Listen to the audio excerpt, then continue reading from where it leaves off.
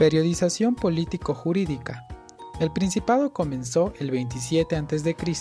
en la etapa clásica alta y finalizó en el 284 después de Cristo en la primera etapa posclásica, la prejustinianea.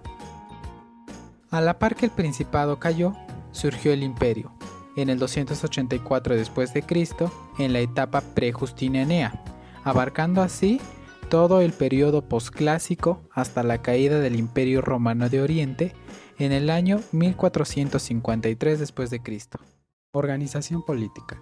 Antes de comenzar, es importante saber que a este periodo de transición entre la República y el Imperio se le llamó de dos maneras: Principado, porque era gobernado por un princeps, es decir, aquella persona que era considerada el primer ciudadano en Roma, y también era diarquía, dado que el Senado por fin logró tener potestas y en teoría gobernaba junto al príncipe, aunque en la práctica esto no era verdad.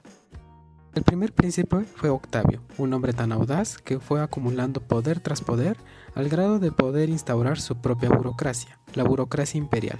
Es así como en este periodo la organización política se rige por el príncipe, el Senado, las magistraturas y la burocracia imperial.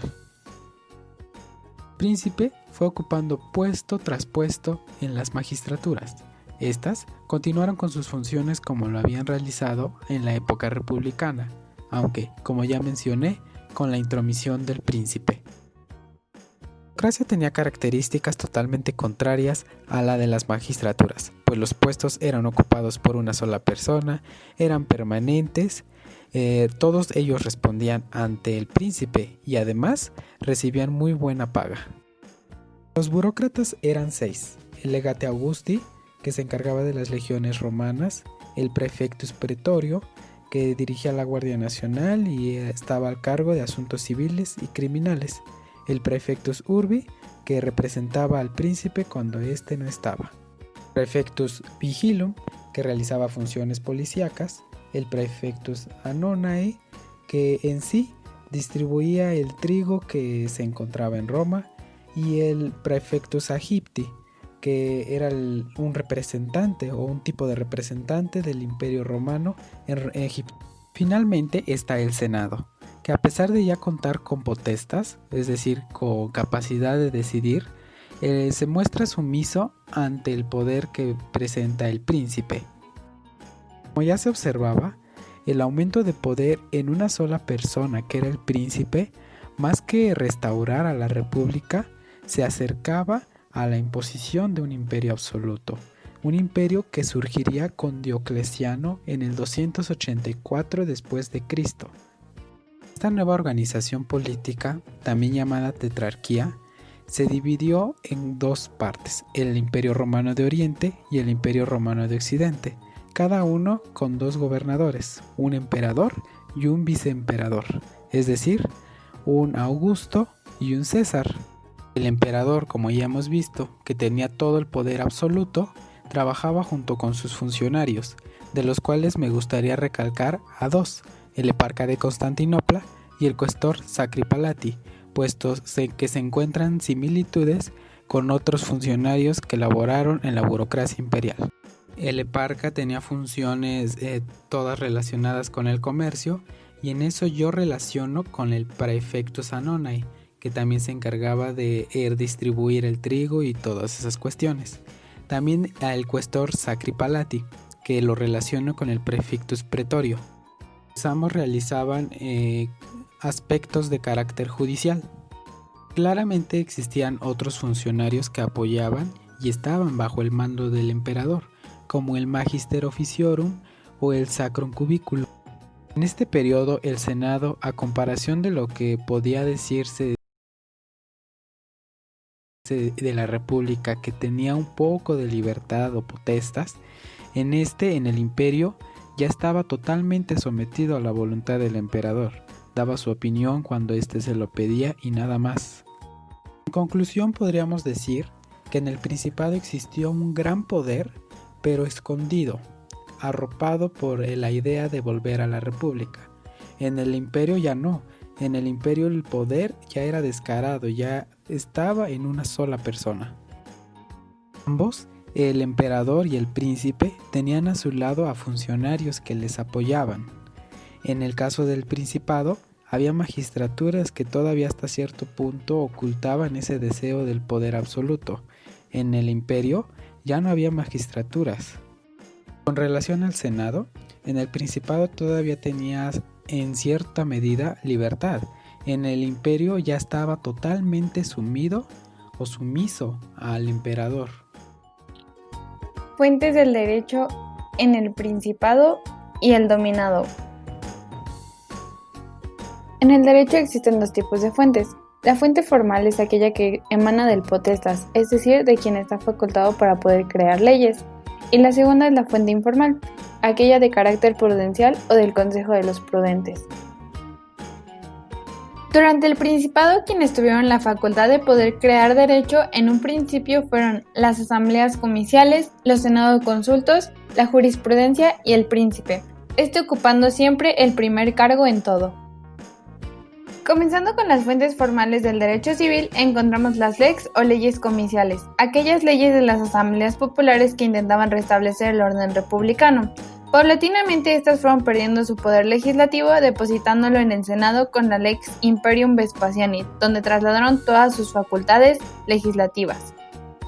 Al final del Principado, a estas leyes se les llamarán Lex Data o Ley del Príncipe. Estas eran las iniciativas del magistrado, votadas y sancionadas por el primero en estos cargos, el príncipe, siendo este el único legislador. Los senados consultos por primera vez tendrán potestas, no solamente serán un cuerpo consultivo, sino que ahora podrán tener una fuerza legislativa. Podrán decidir al principio de este periodo, pero al final solamente serán laudatio principis, la justificación del discurso del príncipe. La jurisprudencia en esta época se vuelve la fuente formal más relevante del derecho civil, donde se da poco a poco una centralización. Esta comienza con la colegialización, donde los jurisprudentes se reunían de acuerdo a las tendencias que deseaban seguir. El ius respondendi ex autoritatea principis, que era el conocimiento del príncipe. El ius publicum respondendi fue cuando se vuelve una fuente formal, donde los problemas se resolvían de acuerdo a la tendencia que el príncipe seguía y la burocratización de la jurisprudencia. En el ius honorarium, al comienzo del Principado encontramos una dualidad de derecho civil y derecho honorario, los cuales eran plasmados en los edictos de los magistrados. Para finalizar este periodo, Adriano encomienda a Salvio Juliano de compilar el edicto de las mejores reglas para fijarlos en el edicto perpetuo de Adriano. En el imperio absoluto, el carácter prudencial del derecho clásico será reemplazado por un orden legislativo, la plena manifestación de la voluntad o potestad del gobernante, siendo como fuente principal y única las constituciones imperiales. Estas constituciones imperiales eran el ius novum, o el derecho nuevo, acabando con la distinción de derecho civil y honorario, las cuales podían adoptar diferentes formas. La edicta eran las normas de carácter general, aquellas que sustituyeron a partir del siglo III la antigua legislación comicial. La decreta eran las sentencias del emperador para poder resolver un caso. La rescripta eran las respuestas del emperador a las consultas ciudadanas sobre alguna controversia jurídica. La mandata, por otra parte, eran las instrucciones del emperador a sus funcionarios. La jurisprudencia, al volverse una centralización del poder, en el Sacrum Consistorium del Concilium Principis se vuelve una fuente informal. La burocracia del príncipe hace que la jurisprudencia se vuelva dogmática y vulgar. Ya nos buscarán una justicia. Dándose el proceso de centralización del poder, podemos ver entonces que este solamente recaerá en el príncipe y en el emperador, facultándolo solamente a él para poder crear derecho y a los jurisprudentes para justificar el discurso que él dé. Desarrollo de la jurisprudencia en el Principado y Dominado. Entre el Principado y el Dominado se puede ver un proceso de centralización de la jurisprudencia clásica, donde en el Principado la jurisprudencia era considerada potestas y en el Dominado era considerada algo vulgar. Al principio del Principado se llevó a cabo una agrupación de jurisprudentes laicos en dos corrientes distintas. Por un lado estaban los proculeyanos, nombrados así por su representante de segunda generación, Próculo, y por otro lado estaban los sabinianos, nombrados así por Masurio Sabino. Las escuelas proculeyanas y sabinianas eran escuelas donde se debatían asuntos políticos y durante esta época eran considerados como los artífices de lo justo. Durante esta época se pueden ver 4 etapas en la jurisprudencia. En primer lugar está la colegialización, es decir, esta agrupación de diferentes pensamientos divididos en sabinianos y proculeyanos. En segundo momento se da la ius respondent ex auctoritate principis, que básicamente significa que aunque formalmente tienes la libertad de elegir la escuela que más te guste, te conviene más elegir la escuela por la que más se incline el príncipe, ya que pues de esta manera estarás del lado bueno del príncipe. En tercer momento se da la ius publicum respondendi, donde básicamente ahora la escuela que prefiere al príncipe es la única válida, ya no importa la opinión de los demás.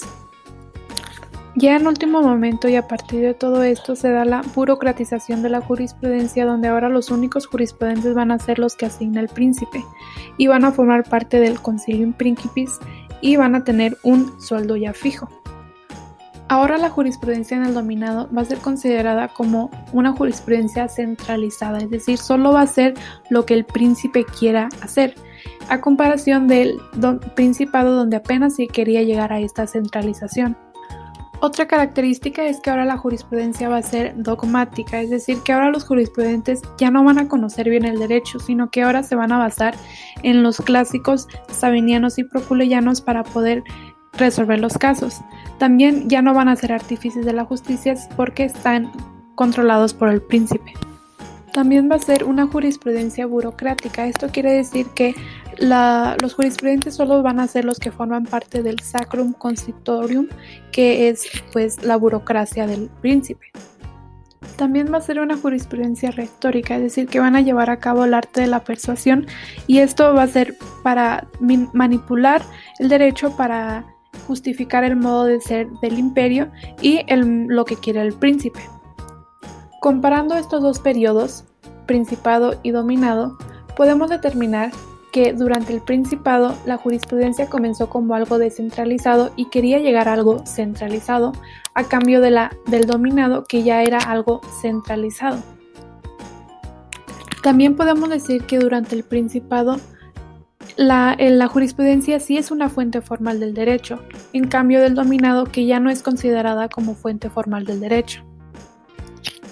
Y por último, cabe señalar que durante el Principado los jurisprudentes todavía eran artífices de la justicia, es decir, resolvían los casos para poder conseguir esta justicia, a cambio del dominado que ya no eran artífices de la justicia, simplemente se basaban en lo que ya estaba hecho por los clásicos.